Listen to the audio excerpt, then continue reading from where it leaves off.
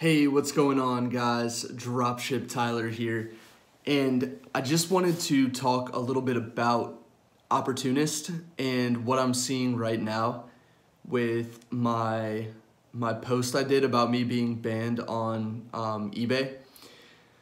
I see a lot of people coming in and commenting and kind of pushing their own agenda a little bit in the comments, and I see other people doing videos about what happened to me.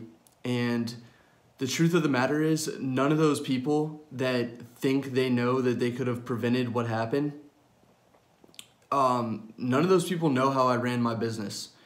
And they're literally taking an opportunity where a video, has become popular about being banned. And keep in mind, this was only two people, me and somebody else, that were actually banned from eBay. And they're trying to, like I said, push their own agenda. They're trying to scare people, fearmonger, like all of that. Like, it's just, yes, La Fam, I'm still using Sale Freaks. So that's another thing too, is I feel like now people are coming after the software that I used and stuff like that. That had nothing to do with it. The first store that got the email for the ban was my manual dropshipping store that was using no software. I really feel like I was targeted in some way other than just being a dropshipper. And I can't say for a fact, I'm just saying I feel that way.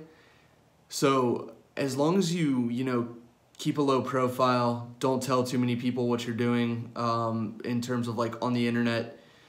I found a way, to teach you guys how to beat eBay's flagging system, and I really feel like they didn't like that. So maybe that was the reason that they targeted me and maybe not someone else.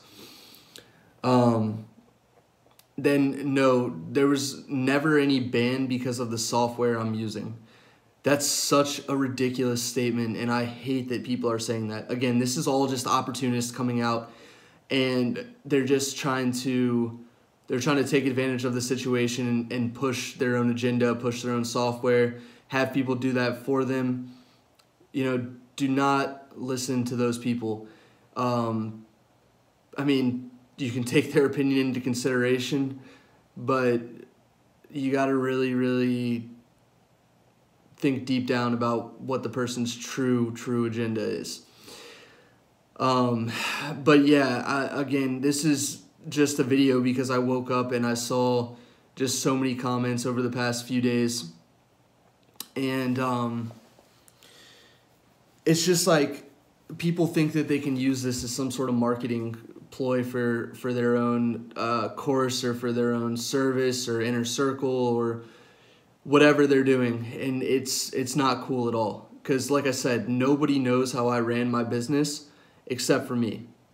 I was on the inside every day. I felt like I was doing everything as perfectly as possible. I've been dropshipping for 2 years, and you don't just go full time in eBay with not knowing what you're doing. I mean, straight up, I did $2.5 million in sales. It was close to 100,000 transactions when all said and done. I don't think I could get through the first 10,000 transactions even if I wasn't doing things right. So yeah, just be aware that people are going to continue to try to scare you, and especially, this is really interesting. There's one guy, rockstarflipper, just seems like a complete POS, to be honest. And if you guys don't know what POS means, you can Google it.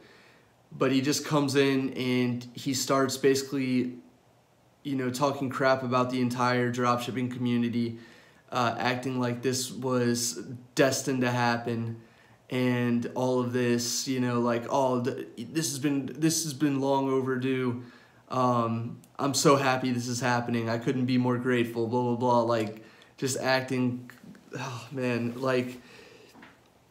Then he does a video about dropshipping, and he just simply he just oversimplifies the entire process and says that like, oh, this is why it definitely doesn't work, because if you go and, you know, the price went from $10 to $50, now the person's going to cancel the order. Well, what he doesn't realize is there's software and things like that to limit it. And what the biggest thing that's funny to, the funniest thing to me and the biggest issue I'm seeing is the fact that I told people I had 60 cancellations.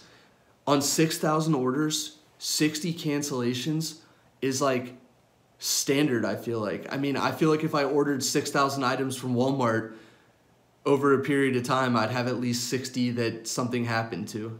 So I don't really understand the argument there from people about the order cancellations. Yes, if I had the inventory in my actual hand, then I would know for a fact that I could ship it out and I would have no cancellations, hopefully.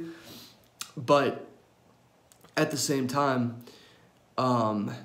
what online company that's big actually has 100% control of their inventory? Not Walmart, not Amazon. I mean, not any of them. So I'm just,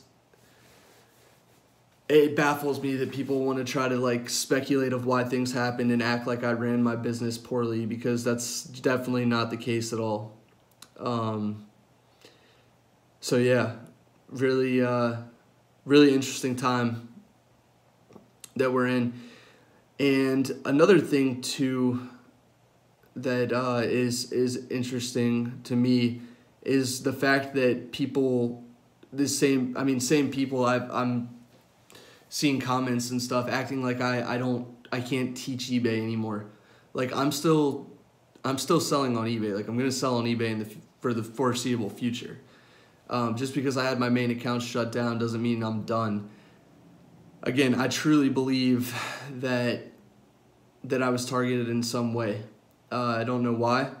I don't know why it was me and this other person, whether our accounts were like connected in some way or anything like that. But yeah, I mean, the one thing I'm gonna make sure I'm doing though, going forward, is I'm gonna like make sure that I'm more aware of the things I'm talking about. If I share screenshots, making sure there's nothing that could ever link me back to an account, not even a picture of an item, just stuff like that. Trying to be more stealth with it all, but still give you guys good information on eBay and whatever else I'm doing going forward. One thing that's interesting, when I was out in Vegas, I did meet a rep for a big company, and this is something I'm going to be doing going forward if it works, if eBay will allow me. Because when I did get banned, I asked eBay, hey, if I become a wholesaler, or if I start working with wholesalers and I start, you know, drop shipping from wholesalers, will you guys let me back on your platform? And they said if I could prove it, then there would be a chance I could get another account. I would probably never get my old accounts back. But I did meet someone out in Vegas when I was at the affiliate summit, and I just saw an email this morning from a week ago. I should have gotten back to him. I never saw that email. And but anyway, the email was basically like saying, you know, let's have a phone call and talk about how we can work together, all of this. So I'm hoping that I set up a relationship, and this is actually a huge company. They've got like access to 2.5 million products, that I could essentially become a legit seller for. So yeah, that's a cool opportunity, and maybe that's something that can actually get my eBay accounts reinstated.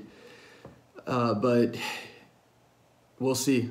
I mean, regardless, if I can get one solid account, set up an LLC under someone else's name, and then just do wholesale from here on out, I feel like that's a good long-term plan as well for eBay. But for Amazon, I mean, I'm not changing anything up right now with my business model for Amazon.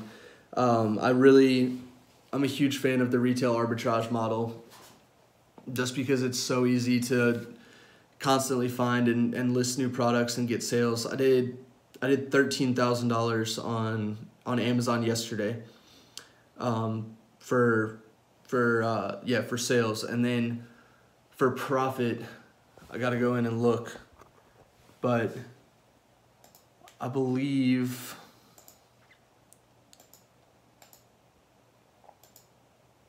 So all the orders weren't filled, only 10,645 of them were. But that's 310 for that, and then I used gift cards. So with everything, hold on. Sorry, quick calculation.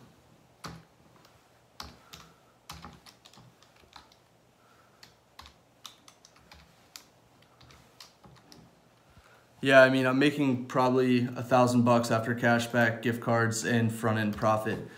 So if I can do that in a single day, I mean, why am I not going to continue the business model that I'm doing on Amazon? That's insane. So yeah, I'm still fine, guys. Like, I still have my Amazon business to do. And I'm doing Bonanza.